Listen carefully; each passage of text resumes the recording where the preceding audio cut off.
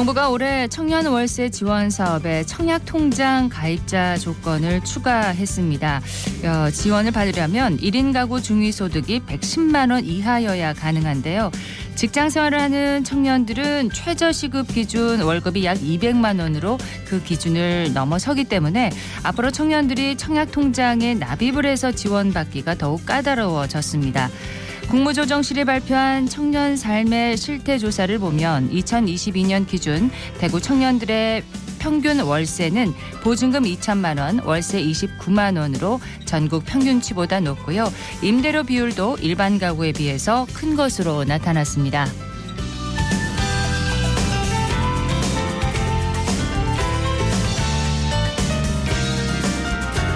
안녕하십니까. 생생매거진 오늘 박은정입니다. 이 청년들을 위한 주거비 지원 정책이 현실성 있게 추진돼야 한다는 목소리가 계속 높아지고 있는데요. 대구에서는 행복기숙사가 대학생들의 주거비 부담을 덜어주는 역할을 하고 있다고 하네요. 오늘 시사 초점에서 대구 행복기숙사 얘기를 해보도록 하겠습니다. 2월 22일 목요일 생생매거진 오늘 시작하겠습니다.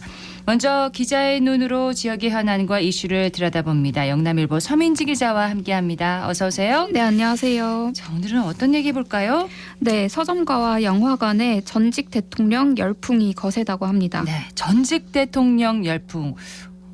어느 대통령을 말하는 건가요? 네, 대통령을 지낸 순서대로 말씀드리면 이승만 전 대통령, 김대중 전 대통령, 또 박근혜 전 대통령입니다. 네, 새 전 대통령이네요. 네. 이승만 전 대통령부터 얘기를 해볼까요? 네, 지난 1일 개봉한 다큐멘터리 영화 건국전쟁이 화제인데요. 이승만 전 대통령의 생애와 또 정치를 조명했습니다. 21일 기준으로 누적 관객 수 80만 명을 돌파했습니다. 네. 박스 오피스 5위로 출발했던 건국전쟁은 설 연휴를 거치면서 본격적인 흥행몰이에 나섰고 15일부터는 줄곧 2위를 달리고 있습니다. 2위를요?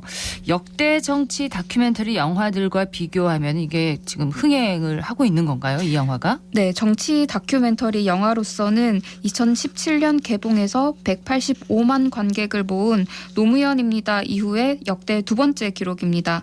또 다큐 영화만 놓고 봤을 때도 2014년 니마 그 강을 건너지 마오의 480만 관객, 또 2009년에 원앙소리의 293만 관객, 그리고 노무현입니다 185만 관객에 이은 네 번째 기록을 세웠습니다. 네, 자, 이 영화를 두고 여야의 반응은 상반되겠네요. 네, 흥행 수치랑 별개로 건국전쟁은 부정적인 평가가 컸던 이승만 전 대통령의 업적을 재조명했다고 호평하는 평가가 있는 반면 정치 선전의 성격이 좀 강하다는 비판도 만만치 않습니다. 근데 이렇게 흥행몰이를 할 수 있었던 것은 아무래도 총선을 앞두고 있다는 점이 한 몫을 하지 않았을까, 이런 추측이 가능할 것 같은데요. 네, 여권 주요 인사들이 관람이 특히 흥행을 불을 지피고 있고 또 보수 진영을 중심으로 관객이 결집하는 양상입니다. 윤석열 대통령은 영화 관람 후 우리나라 역사를 올바르게 인식할 수 있는 기회라고 호평했고, 또 한동훈 국민의힘 비대위원장 역시 대한민국이 여기까지 오게 되는 데는 굉장히 결정적인 또 중요한 결정을 적시에 제대로 하신 분이라면서 관람 후기를 전했습니다. 총선에 출마하는 지역의 정치인들도 관람 후기가 잇따르고 있겠네요. 네, 특히 대구 지역 최대 격전지인 대구 달서병 지역에서는 현역 김용판 의원과 권영진 전 대구시장이 나란히 관람 후기를 전하고 또 홍보했습니다. 네. 국민의힘 소속 후보가 난립하면서 치열한 경쟁이 벌어지고 있는 경북 구미 지역에서도 구미갑 구작은 의원, 또 구미을 김영식 의원을 비롯해서 여러 후보들이 SNS를 통해서 관람 인증 사진과 또 후기를 올렸습니다. 그러면은 우리 지역의 지자체장들도 관람을 했겠네요.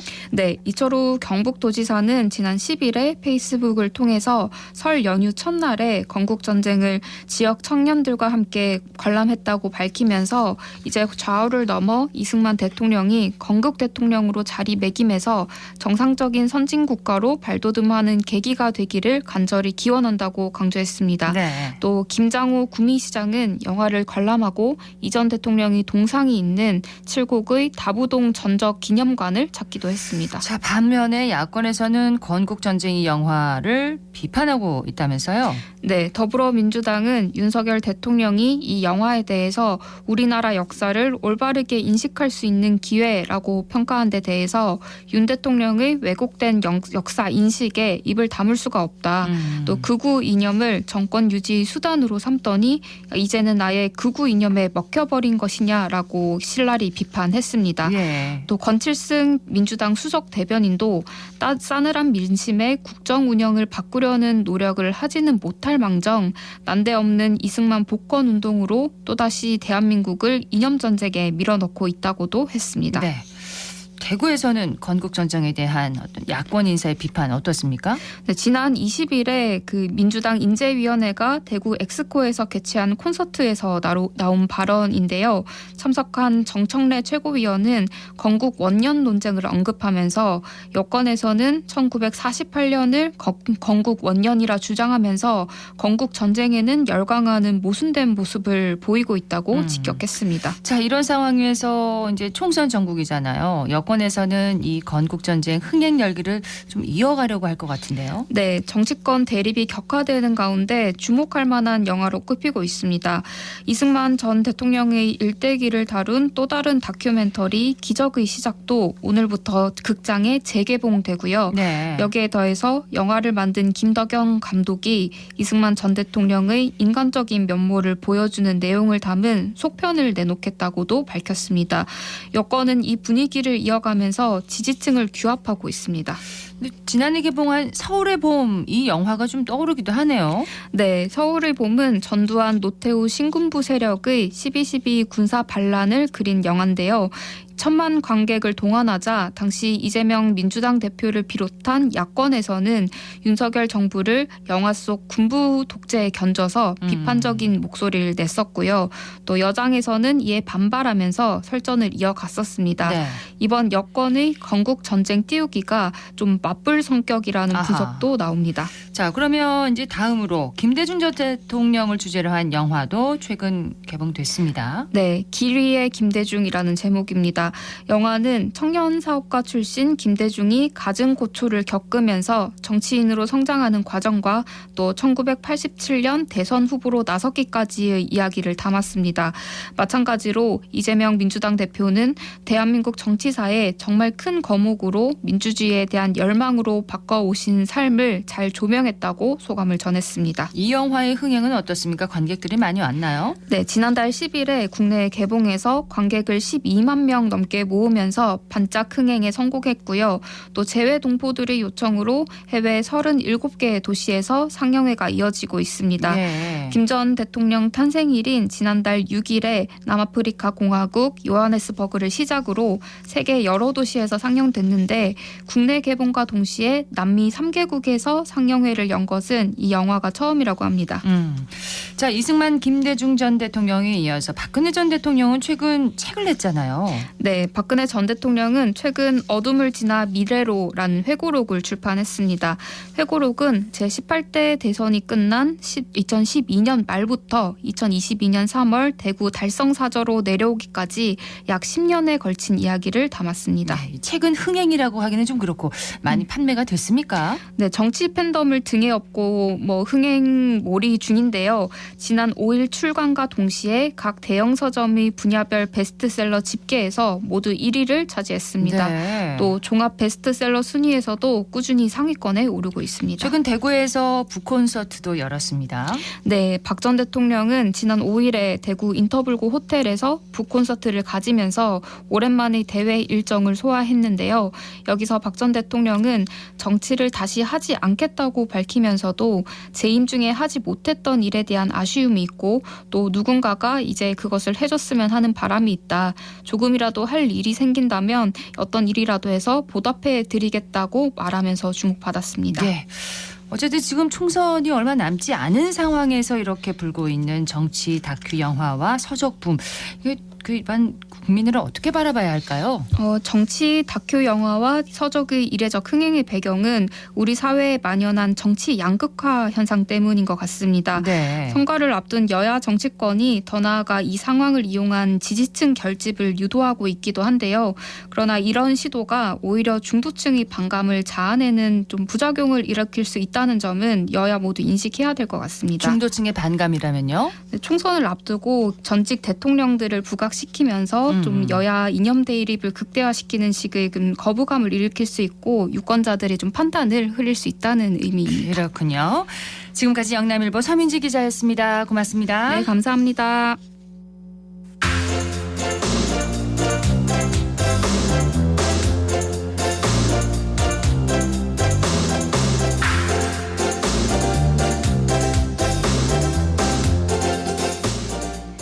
(11시 41분을) 향하고 있습니다.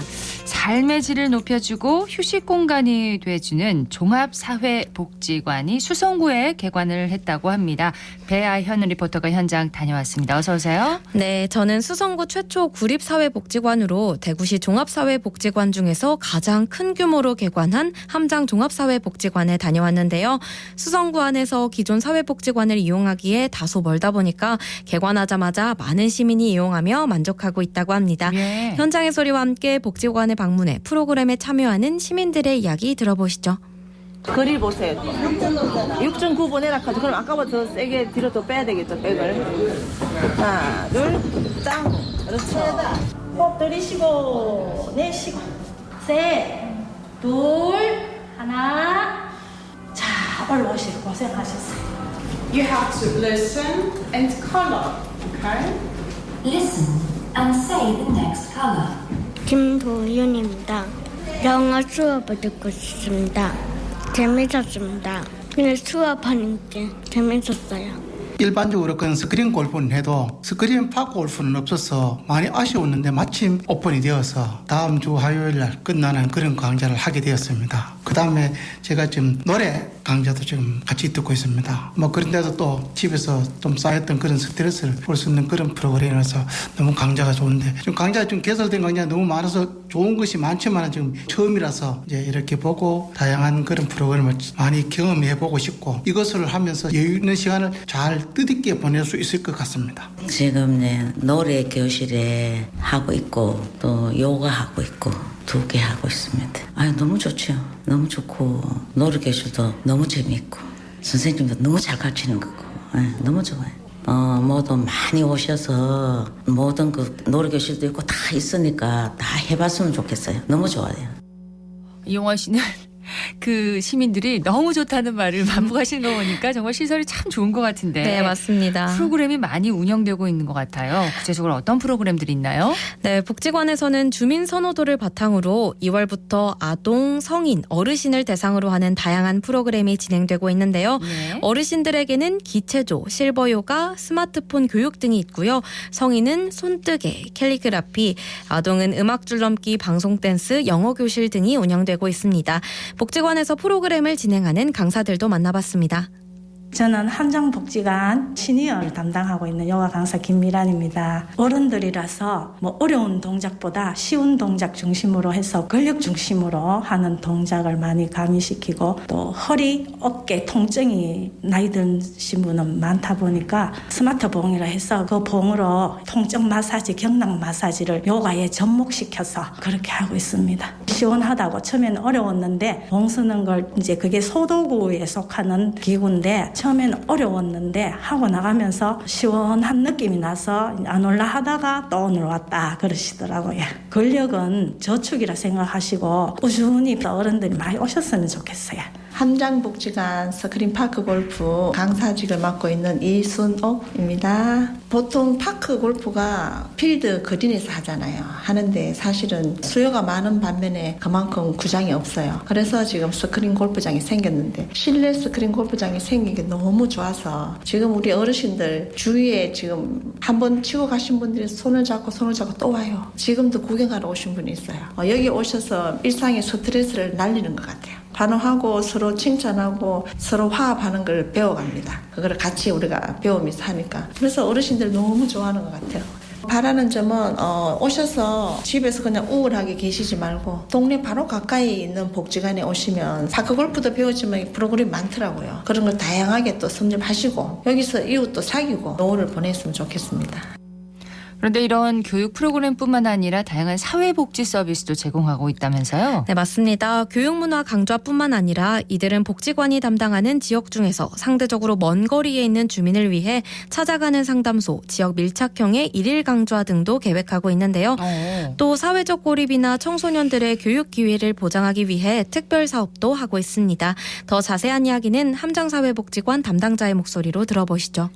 저는 함장종합사회복지관의 안원일 과장이라고 합니다. 사회복지사로 근무하고 있습니다. 저희 함장복지관은 지역 주민들의 복지 욕구를 다루고 지역 공동체를 활성화하기 위해서 사회복지사업법을 근거로 설립된 사회복지관이고요. 대구 최초로 구립사회복지관으로 공간이나 환경은 지자체가 중심으로 조성이 되었고 그 안에 운영은 사회복지법인 화성복지재단에서 위탁받아서 실시를 하고 있습니다. 함장복지관은 다 함께 빛이 난다라는 슬로건이랑 다르게 접근하고 다름을 인정하는 디프런트라는 비전을 삼고 있는데요. 이를 실천하기 위해서 주민들이랑 함께 설정한 운영 목표를 가지고 역할을 수행하고 있습니다. 누구에게나 열린 보편적인 서비스를 지향하자는 것, 그리고 평등하고 충분한 수준의 서비스를 폭넓게 실천하자라는 운영 목표를 가지고 있습니다. 함장복지관의 서비스는 지역사회로 찾아가는 서비스입니다. 개인이나 가정의 복지 욕구를 함께 다루고 해결해가는 사례관리 서비스라는 것이 있고 또 다른 하나는 찾아오는 서비스인데요. 복지관의 공간에서 진행되는 저희가 25개의 교육문화 강좌가 개설이 되어 있고 스크린파크 골프장을 운영하고 있고 북카페 안에서 주민문화 프로그램을 기획을 하고 있습니다. 그리고 어르신들을 위한 무료 급식이 주 2회 화금 열리는 프로그램이 대표적으로 찾아오는 서비스라고 할 수 있습니다. 함장복지관의 슬로건처럼 복지관을 이용하는 모든 사람들이 다 함께 빛이 날 수 있도록 저희가 최선을 다하겠습니다. 부족한 점이 많이 있더라도 많은 관심과 응원 부탁드리겠습니다. 네, 함장종합사회복지관이 다 함께 빛이 난다라는 뜻처럼 지역사회와 주민이 항상 함께하는 종합사회복지관이 되길 바랍니다. 멋진 뜻을 담고 있네요. 함장이라는 말이요. 예, 배아연 리포터 소식 잘 들었습니다. 네, 고맙습니다.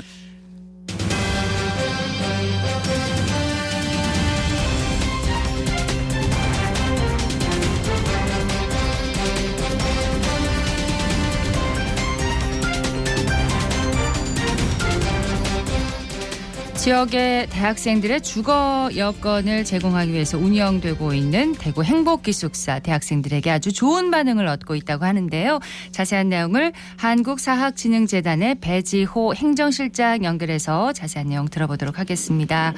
배 실장님 안녕하세요. 네, 안녕하십니까. 예, 대구 행복기숙사 대학생들의 주거 여건을 위해서 운영하고 있는 걸로 알고 있는데 설립 배경에 대해서 좀 설명을 해주세요. 네. 저희 대구 행복기숙사는 지난 3월에 문을 열었는데요. 대구시가 부지를 무상으로 제공하고 한국사학진흥재단이 주택도시기금, 국비, 시비를 합쳐서 약 448억 원을 들여 완공하였습니다. 네. 개관 기준 월 24만 원의 기숙사비를 받고 있고요. 대학이나 지자체에서 추천을 받으면 학생들은 월 14만 원에서 19만 원으로도 입주 가능합니다. 요즘 고물가와 불경기 속에서 학생들이 자취방 하나 구하기도 힘든데요. 대구 행복기숙사는 대학생 주거비 부담 경감을 위해서 만들어졌습니다. 네, 지난해 3월에 이제 문을 열었으니까 만 1년이 됐습니다. 네, 맞습니다. 예, 개관 1년 만에 만시를 달성했다. 그러면은 이제 그 기숙사가 가득 찼다는 거잖아요. 신청자가. 네. 예, 입주 희망자가 그렇게 많이 몰렸다면서요? 네. 저희 대구 행복기숙사는 작년 입주자 601명 중에서 약 60%인 365명이 24년도 1학기 연장을 하였습니다. 예. 그리고 올해 1월에서 2월 19일까지 24년 1학기 1, 2차 신규 입주생 모집 및 합격자 발표를 실시했는데요.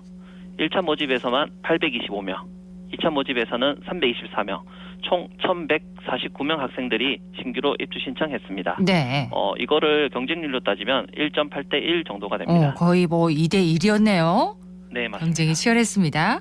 자, 대구의 대구 행복기숙사 중구에 위치하고 있는 걸로 알고 있습니다. 중구에 위치한 이유가 특별한 이유가 있나요? 네, 대구 행복기숙사가 위치하고 있는 중구는 대구 도시철도 1호선 대구역과 중앙로역 그리고 환승역인 반월당역, 3호선 달성공원역과 인접해 있습니다. 네. 도보로 이 모든 역들이 한 10에서 15분 거리에 있는데요. 대구의 대학교 배치와 관련해서 많은 고민을 했습니다. 그래서 타지의 청년들이 대구시로 유입하기 위한 적극적인 정책으로 대구광역시에서 보유하고 있는 부지 중에서 교통이 가장 좋고 가격도 가장 비싼 부지를 제공해 주셨습니다. 이에 인근에 동성로가 있다 보니 또 학생들이 그 교육 및 문화생활을 하기에도 좋은 곳이라고 생각을 하고 있습니다. 그렇군요. 지금 보니까 입주 희망자도 많고 또 연장을 희망하는 기존 입주자들도 많은데 그만큼 어떤 환경이 좋기 때문이 아닌가 싶어요. 네. 학생들이 그 만족스러운 실내 생활을 할 수 있게끔 참 공을 많이 들였는데요. 네.